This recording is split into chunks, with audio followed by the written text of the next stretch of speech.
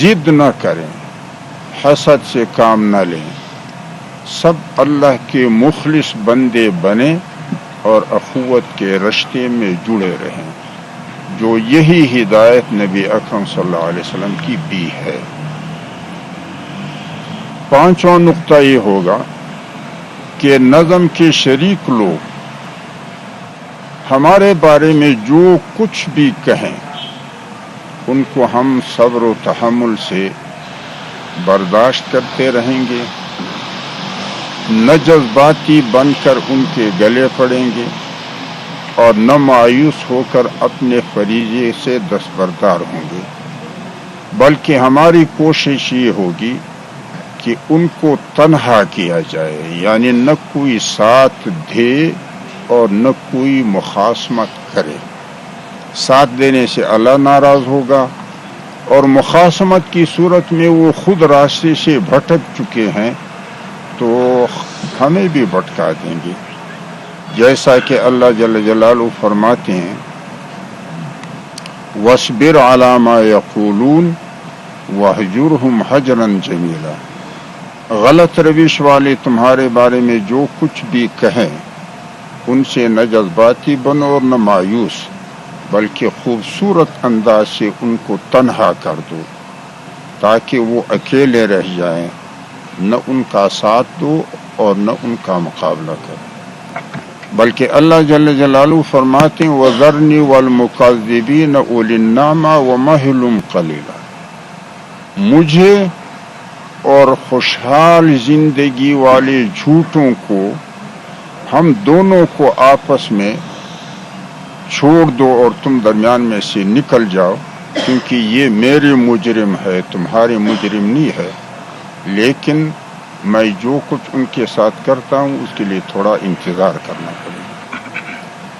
چھٹا نقطہ یہ ہے کہ ہمارے دعوت کا محور تین باتیں ہوں گی۔ ایک یہ کہ سچ بولو، اس لیے کہ نبی صلی اللہ علیہ وسلم فرماتے ہیں الصدق ینجی، اور سچ کا ساتھ دو، اس لیے کہ اللہ جل جلالہ فرماتے ہیں کونوا مع الصادقین، سچوں کا ساتھ دو۔ دوسرا نقطہ یہ ہوگا کہ جھوٹ قطعا نہ بولو،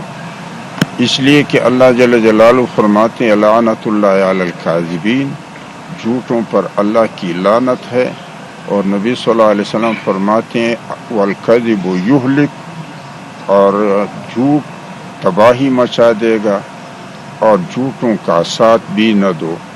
کیونکہ اللہ جل جلالہ فرماتے ہیں ولا تطع المکذبین، جھوٹوں کی پیروی نہ۔ تیسرا نقطہ یہ ہوگا کہ حق کو چھپانے کے لیے حق کو باطل سے ملوث نہ کیا جائے،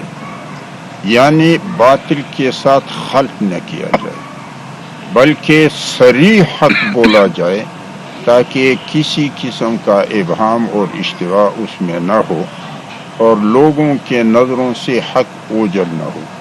اس لیے کہ اللہ جل جلالہ فرماتے ہیں لا تلبسوا الحق بالباطل وتکتموا الحق وانتم تعلمون، حق کو باطل کے ساتھ خلط نہ کرو اور ملوث نہ کرو، کیونکہ اس طریقے سے حق لوگوں کے نظروں سے اوجھل ہو جائے گا،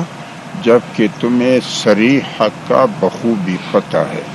اور دوسرے آیت میں اللہ جل جلالہ فرماتے یا اہل الکتاب لم تلبسون الحق بالباطل وتکتمون الحق وانتم تعلمون، کتاب والو تم حق کو باطل کے ساتھ خلط کیوں کرتے ہو، اور باطل اس طریقے سے حق لوگوں کے نظروں سے اوجھل ہو جائے گا، جبکہ تمہیں صریح حق کا پتہ ہے۔ لہذا تیسرا نقطہ ہمارا یہ ہوگا کہ حق صاف ستھرا بیان کیا جائے گا تاکہ کسی قسم کا ابہام اور اشتباہ اس میں نہ رہے۔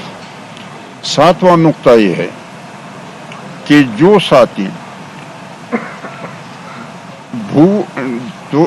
ساتھی دولت اور عزت کے بھوک سے اجتناب کرتے ہیں، اس لیے کہ نبی صلی اللہ علیہ وسلم نے فرمایا ہے کہ 2 بھوکے بھیڑیے کسی کے ریوڑ کا اتنا نقصان نہیں کریں گے جتنا کہ 2 بھوکے انسان اللہ کے دین کو تباہ کرتے ہیں، ایک عزت کا بھوکا اور دوسرا دولت کا بھوکا۔ تو جو ساتھی ان دونوں بھوکوں سے اجتناب کرتے ہیں اور اپنے سیاسی عمل اور رہنمائی کے بدلے میں کسی قسم کی اجرت اور صفت کے خواہاں نہیں ہوں، جیسا کہ انبیاء علیہ السلام کا فرمان ہے، لا نرید منکم جزاء ولا شکورا، ہم اس دعوت و رہنمائی کے بدلے میں نہ تم سے کوئی اجرت لینے اور نہ صفت کے خواہاں ہے۔ تو ایسے ساتھیوں کے لیے باہم مربوط رکھنے اور ان کے رابطے کو مستحکم بنانے کے لیے وقتاً مشورے ہوں گے، اور جو بھی طور طریقے اس کے استحکام کے لیے ساتھیوں کے مشورے میں طے ہوں گے وہی لائحہ عمل استعمال کیا جائے گا، کیونکہ اللہ جل جلالہ فرماتے ہیں، یا ایھا الذین آمنوا اصبروا وصابروا ورابطوا، ایمان والو برداشت کے ساتھ ساتھ اگر حالات ایسے ہوں کہ عملی میدان میں آپ کوئی قدم نہ اٹھا سکیں، لیکن کم از کم اپنے آپس کا رابطہ نہ ٹوٹ جائے اور اس کو برقرار اور مستحکم رکھا جائے۔ لہذا ایسے ساتھیوں کے درمیان رابطے کو برقرار اور مستحکم رکھنے کے لیے ساتھیوں کے درمیان مشاورت ہوگی، اور اس کے جو بھی طور طریقے مناسب ہوں گے وہ اختیار کیے جائیں گے۔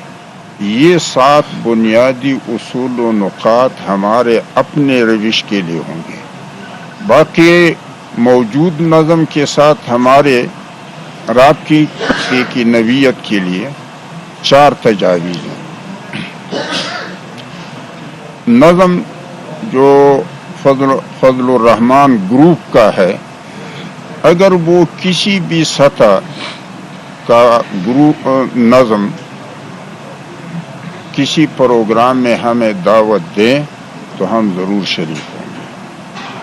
اور اگر وہ ہمیں دعوت نہ دیں اور وہ سمجھتے ہیں کہ دعوت دینا تو اہمیت کے برابر ہے اور ہم نے جو اتنا اللہ کی ناراضگی اپنے سر لی ہے تو تمہاری اہمیت گھٹانے کے لیے لی ہے، تو پھر ہم خود بھی ان پروگراموں میں شامل ہوں گے اگر ہمیں پتہ چلے یا ہم پہنچ سکے، لیکن اس شرط کے ساتھ کہ وہ ہر سطح کی نظم کے ذمہ دار ہمیں یہ اطمینان دلائیں کہ اگر ہم پروگرام میں از خود گئے تو سامنے کوئی کھڑا نہیں ہوگا کہ تم کو کس نے بلایا ہے اور تم کس لیے آئے ہو اور تم کیوں آئے ہو۔ بڑے جو عمر رسیدہ ساتھی ہیں یا جو تجربہ کار ہیں ان کے لیے تو ان باتوں کی بھی کوئی اہمیت نہیں ہوگی، لیکن بعض جذباتی ساتھی ہوتے ہیں کہ اس سے معاملہ بننے کے بجائے بگڑ جاتا ہے۔ اور دوسری بات یہ ہے کہ جب ہم وہاں پروگرام میں جائیں گے تو ضرور نعرے لگیں گے، تو وہ جو شور شرابہ ہوگا اور نعرے لگیں گے اس کو پھر یہ حیثیت نہ دیں کہ یہ ہمارے پروگرام کو خراب کرنے کے لیے ہے۔ جب ان 2 باتوں کا ہمیں اطمینان دیں گے تو پھر بن بلائے بھی ہم ان کے پروگراموں میں جانے کے لیے تیار ہوں گے۔ تیسری بات یہ کہ اگر وہ نہ ہمیں بلائیں اور نہ ہمیں خود جانے کے لیے ان 2 باتوں کا اطمینان دلائیں تو پھر تیسری صورت یہ ہے کہ جو ساتھی ہمارے لیے پروگرام بناتے ہیں ہم ان سے کہیں گے کہ ان نظم والوں کو بھی بلاؤ تاکہ وہ آ جائیں، تو پھر ہمارے پروگراموں میں دعوت کی صورت میں وہ شریک ہو جائے گا۔ اور اگر وہ اس کے لیے بھی آمادہ نہ ہو تو پھر کم از کم اپنے پروگرام جب چلائیں تو مثبت انداز میں چلائیں، منفی انداز میں نہ چلائیں کہ فلاں کے پاس نہ جاؤ، فلاں کو نہ سنو، فلاں کو ساتھ نہ بیٹھو۔ یہ جو منفی رویہ ہے اس کو مثبت رویے سے تبدیل کر دیں۔ تو یہ 4 تجویزیں ہیں موجودہ فضل الرحمان گروپ کے نظم کے ساتھ ہمارے رابطے کے لیے۔ وہ دعوت دے، 2 باتوں کی اطمینان کے بعد ہم خود جائیں، ہمارے پروگراموں میں ان کو دعوت دیں وہ آئیں، یا پھر اپنے پروگرام کو مثبت چلائیں۔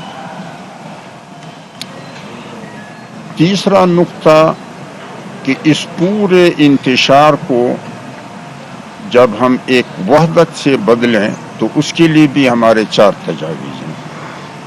سب سے پہلی تجویز یہ ہے کہ مرکزی مجلس عمومی سے ایک قرارداد پاس کیا جائے کہ جمعیت علماء اسلام پاکستان فضل الرحمان اور جمعیت علماء اسلام فضل الرحمان ان دونوں قسم کے نوٹیفیکیشن کو منسوخ کیا جائے اور ایک نیا نوٹیفیکیشن جمعیت علماء اسلام پاکستان کے نام کا جاری کیا جائے جو ہمارے دستور کے دفعہ نمبر 1 کے مطابق ہو، اور پھر اس قرارداد کو درخواست کے ساتھ لگا کر الیکشن کمیشن کو دے، اور جب الیکشن کمیشن اس پہلے دونوں نوٹیفیکیشن کو منسوخ کرے گا اور اس نئے نوٹیفیکیشن کا اجرا کرے گا تو ان دونوں کی کاپیاں مرکزی مجلس عمومی کے ارکان میں بھی اور صوبائی مجالس عمومی کے ارکان میں بھی تقسیم کر دیں۔ دوسری تجویز ہماری یہ ہے کہ مرکزی مجلس عمومی سے قرارداد پاس کیا جائے کہ جو ہمارے اکابر کا دستور تھا، جو بقول ہمارے مرکزی امیر کے 2015 کے سکر کے اجلاس میں کہ وہ تقوی کی بنیاد پہ وضع کیا گیا تھا، تو عمومی سے قرارداد پاس کیا جائے کہ ہمارا جو اکابر والا دستور ہے وہ بحال ہے، اور بعد کی جتنی بھی ترامیم ہے وہ کالعدم ہے، تاکہ ہمارا جو تقوی کی بنیاد پہ بنایا ہوا دستور تھا وہی ہمارے جماعت کے لیے دستور العمل بن جائے۔ تیسری تجویز یہ